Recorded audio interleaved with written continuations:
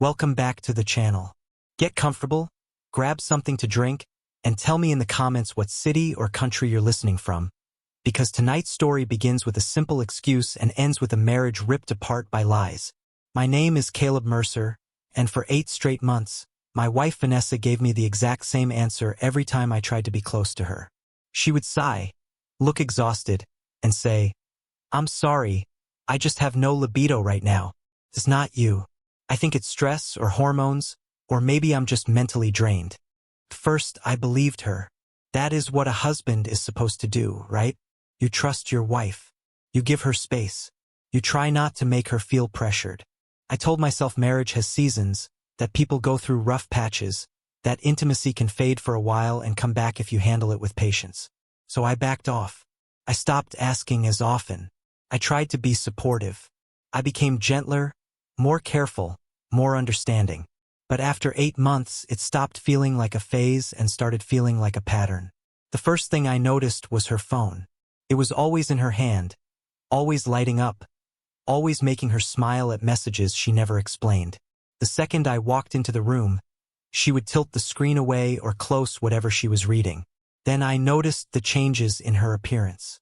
Suddenly she was buying more revealing clothes, spending extra time on her makeup, doing her hair even when she claimed she was only heading out for something casual. For a woman who supposedly had no interest in intimacy, she was putting a lot of effort into looking desirable. I kept my mouth shut and watched. The moment that cracked everything open happened at a cookout at a friend's house. I was standing by the grill talking to one of the guys there, just making small talk, when he casually mentioned seeing Vanessa at a cocktail bar downtown the previous Friday. My stomach dropped. She had told me that Friday night she was staying in with her cousin, watching movies and eating takeout. But my friend described her laughing with some man, touching his arm, leaning in close, acting like the two of them had their own private little world. He had no idea he was blowing up my life. He was just talking. I smiled, nodded, and said nothing. But right there I understood something I had been refusing to admit. My wife did not have no libido. She had simply decided none of that energy belonged to me anymore. I did not confront her that night. I did not storm home, accuse her, or demand answers. Instead, I started paying attention with purpose. I wrote things down. Every excuse. Every time she claimed she was with family, with coworkers, with friends. Every inconsistency. Every late arrival. Every time she acted annoyed that I had even noticed she had been out longer than she said. I started keeping notes on my phone and then moving them into a private folder she could not access. A week later, I suggested we go out to dinner, just the two of us. Kept it light. I said maybe we needed a little time together, maybe a date night would help us reconnect. She did not even hesitate. She gave me that same soft, practiced expression and said, "Babe, I'm just not in that headspace. I still feel completely shut down. Maybe we can stay home and watch a movie another night." Yet later that same evening, I watched her spend nearly 2 hours getting ready to go out with her friends. Full makeup, tight dress, heels, perfume. She stood in the hallway checking herself in the mirror like she was getting ready for an audition. I remember sitting on the couch thinking, for someone with no sex drive, you sure know how to perform desire. After that, I started testing the situation without making it obvious. I would mention a concert, a restaurant, some small downtown event, and ask if she wanted to go. She always had an excuse when it involved me. Too tired, too stressed, too busy. But if one of her friends invited her to the same kind of place, suddenly she had energy. Suddenly she was excited. Suddenly she came alive. Once I started seeing the pattern, I could not unsee it. Then one night I found a receipt in her purse. It was from a hotel lounge downtown. The date matched a night when she had told me she was staying late at work and would be too drained for any physical affection when she got home. The receipt showed drinks charged past midnight. I held that little slip of paper in my hand and felt something inside me change. Not rage, not yet. Something colder. Something sharper.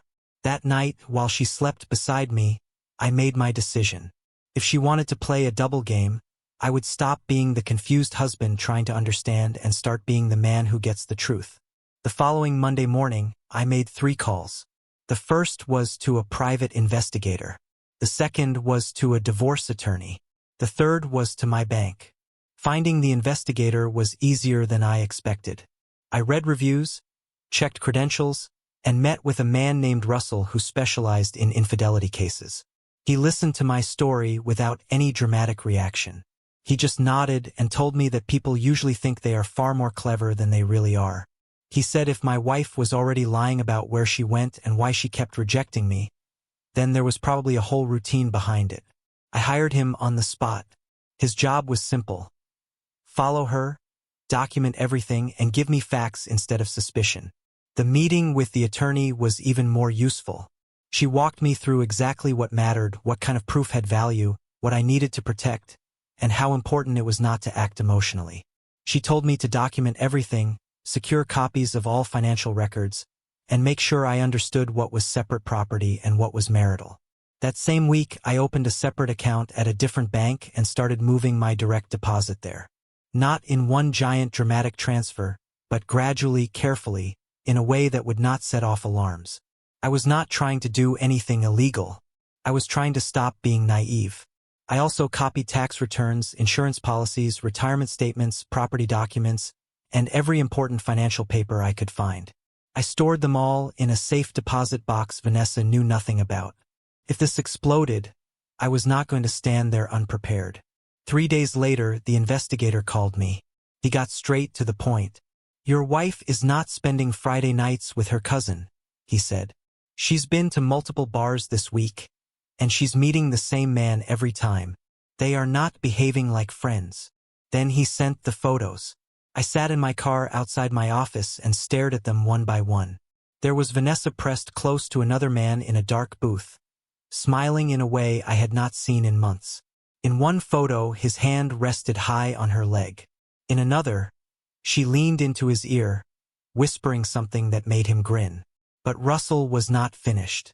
He told me she had also gone to the man's apartment twice that week and stayed for hours both times. He had timestamps, building entry shots, and pictures of her coming and going. I remember staring at my phone and thinking about all the nights she rolled away from me in bed and told me she just felt empty. The same woman who said she had no desire left in her body was clearly finding plenty of it somewhere else. I called Russell back and told him I wanted everything. More photos, a full timeline, phone records if legally obtainable. I wanted the entire map of her double life. He said it would take another week or two, but based on what he had already seen, I was going to have more proof than I needed. While he kept digging, I did the hardest part. I acted normal. I did not confront her. I did not suddenly become cold. I did not start grilling her with questions.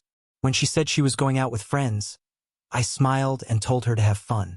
When she came home and lied to my face about where she had been, I listened like a patient husband. That was the hardest part of all. Hearing her invent those little fake stories about restaurants, movies, girls' nights, family visits. Sometimes she even used those same lies to explain why she had nothing left for me physically. She would say she was mentally drained, emotionally overloaded, exhausted from work. I would nod, tell her I understood, and then later write down every word because I already knew it was false. After 2 weeks, the outline became clear. She had been seeing this man for at least 4 months. She had visited his apartment more than a dozen times. They had gone to bars, restaurants, hotels, and even taken a weekend trip she had disguised as a work conference. She had not just stepped outside the marriage. She had built a second life and assumed I was too trusting to notice. 3 weeks after I hired Russell, he handed me a thick manila envelope containing the complete collapse of my marriage. Inside were dozens of photographs, a detailed timeline, and audio recorded in public places where they met. Everything was documented with dates, times, and locations. One photo showed Vanessa entering his apartment building at 2 in the afternoon on a Tuesday. The same afternoon she texted me saying she would be stuck at work until late. Another showed them kissing inside his car outside a restaurant.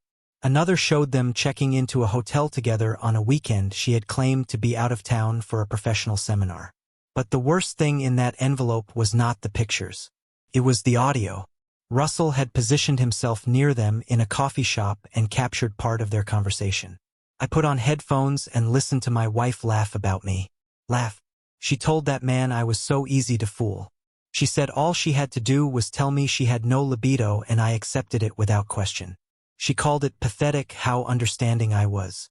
She joked that I was too focused on being the supportive husband to ask real questions because I did not want to seem controlling. At one point the man asked if I ever suspected anything, and she said no, that I was too trusting, too eager to be the good guy. I had to stop the recording and breathe. Infidelity was one thing. Hearing the woman I loved mock my patience and weaponize my decency against me was something else entirely. I pressed play again. She went on to say that the best part was I still kept trying to be romantic, asking her out, planning things, hoping to reconnect, and all she had to do was sigh and say she was not in the mood. Then she said something that settled it forever. She said as long as she kept framing it like a hormonal issue or a medical phase, I would stay quiet because men do not know how to challenge that without looking insensitive.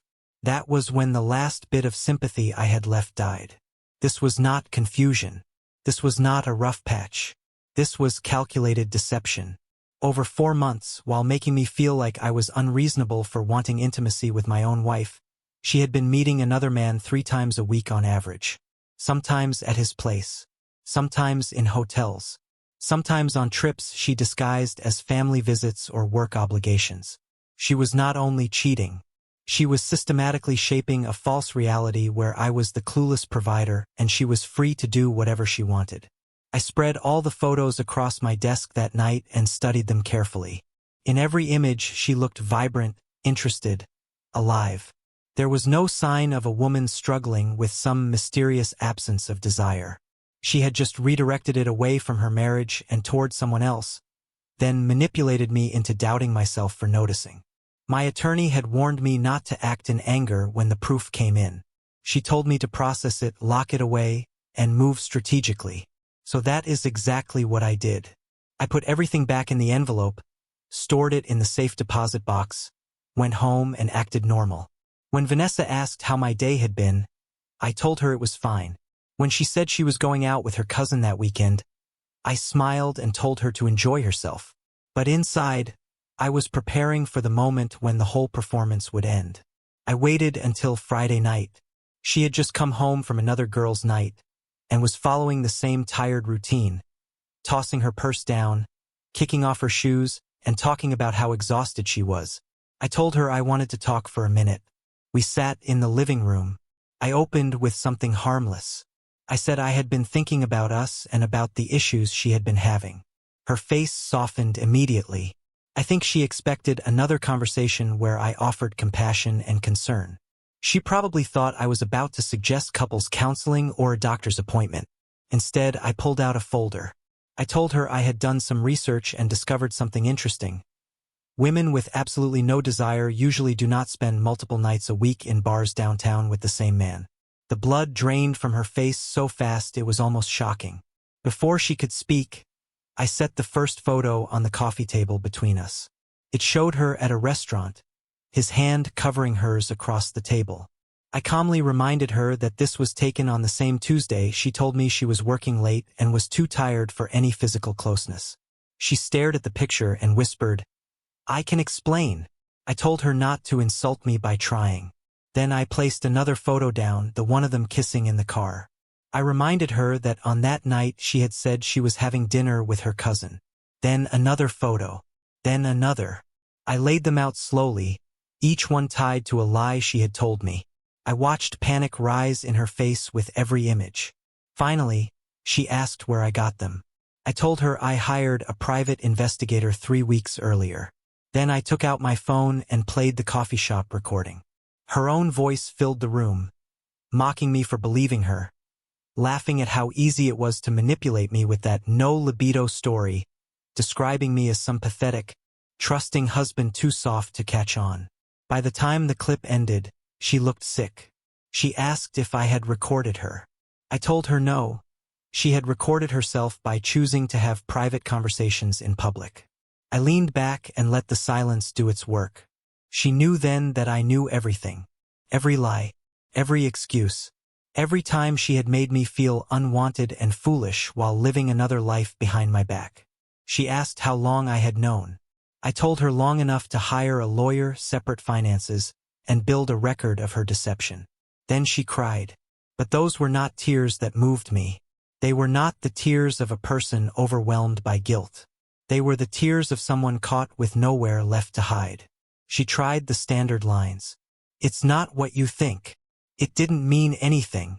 I was confused. I shut that down immediately. I told her I had 4 months of evidence proving exactly what it meant. Then she changed tactics and asked if we could fix it. She said we could go to counseling. She said she would end it with him right away. That was the moment I almost laughed because she still thought the other man was the issue. I told her this was not about him. It was about what she had turned our marriage into. She had taken my trust, my patience, my support, and used all of it as cover while making me the punchline of a joke I did not know I was in. I stood up and gathered the photos. I reminded her that she told me she had no libido. She made me feel like there was something wrong with me for wanting affection from my own wife. She used a fake problem to hide a real betrayal. Then I told her the part she finally understood. If she had 0 wife left to give me, then she now had 0 husband left to count on. She asked what happened next. I told her next she was going to find out what life looks like when the man paying the bills and believing her excuses is no longer in the picture. I headed toward the door and then turned back. I told her my attorney already had what was needed for the divorce. The bank accounts were already separated. And since the house had been purchased before our marriage and remained in my name, she needed to understand that this was not the power game she imagined it was. She stared at me in pure shock. I think up to that point she believed she could cry, apologize, and somehow reset the board. Instead, she discovered I had already changed the game. She begged me to listen, said she would call him right then, block him, delete his number, do anything. I told her she still did not understand. The problem was not that she chose the wrong man. The problem was that she chose deception every single day for months. Every lie was a choice. Every rejection was a choice. Every time she came home and played the loving wife after spending time with him was a choice.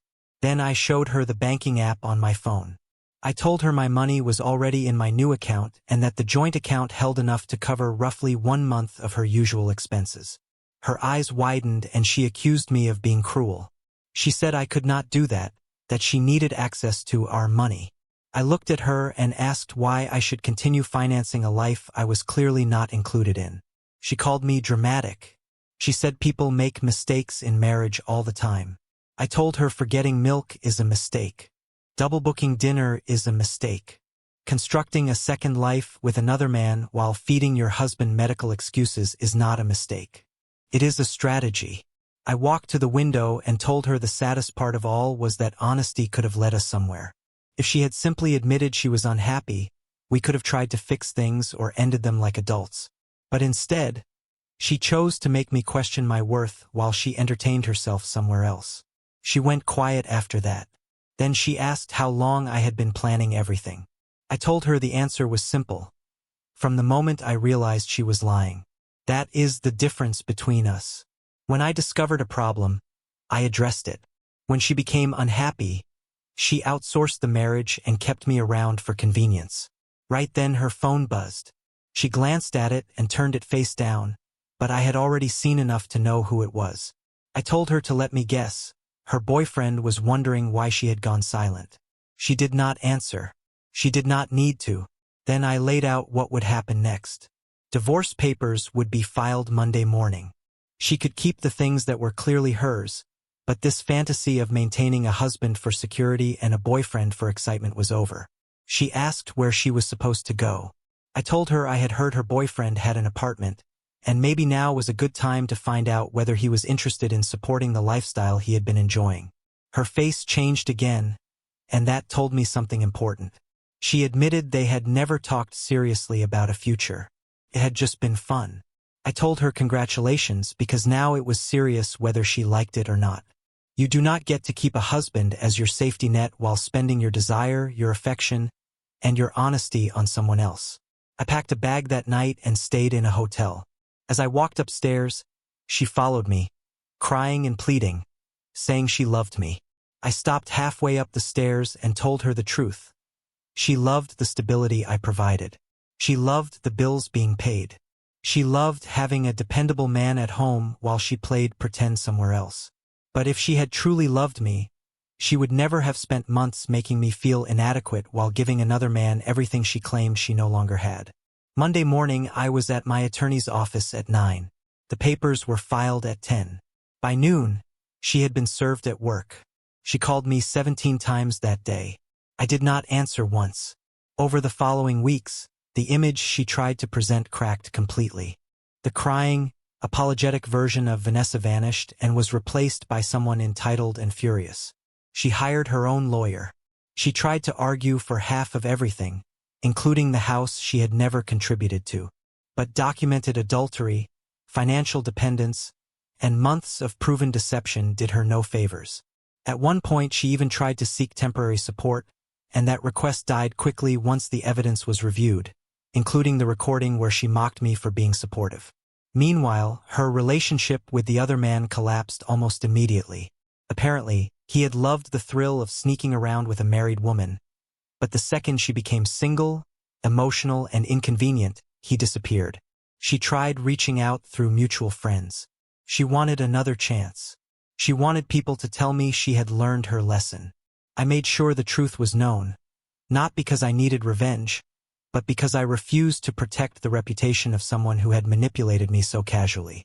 The divorce was finalized in a little over 6 months. She kept her personal belongings and the car she had been making payments on. I kept the house, my accounts, and whatever dignity she had hoped to strip from me. A few months after it was done, I saw her at a grocery store. She looked worn down, older somehow. She tried to walk toward me, but I kept moving. She called my name and I did not turn around.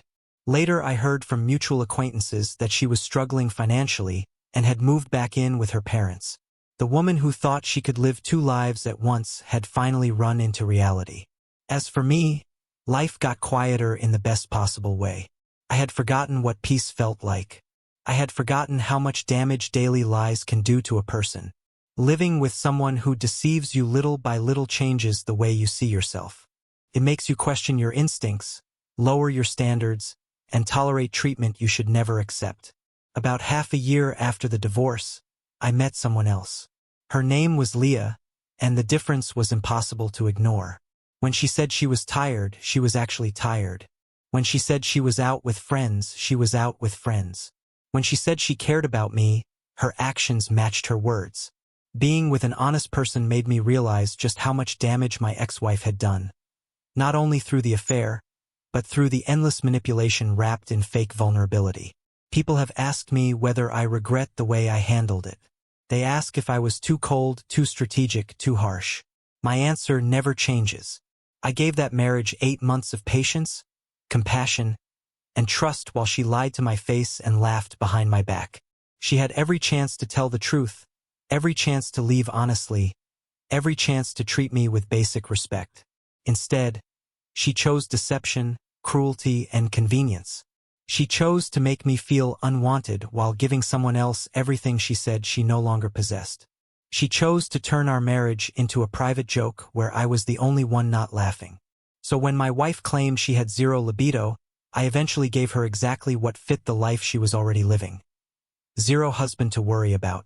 Some people would call what I did cold. I call it self-respect. She wanted the freedom of a single woman with the safety of a married one. But life does not work that way forever. In the end, she got what she had been building toward all along. Complete freedom to chase whoever she wanted, just without the stability she assumed would always be there waiting for her. And maybe that was the real lesson. Betrayal does not just destroy trust. It destroys the illusion that actions come without consequences. That's the story. If you made it all the way to the end, let me know in the comments what you think. And tell me where you're listening from. Don't forget to like, subscribe, and turn on notifications if you want more stories like this. I'll see you in the next one.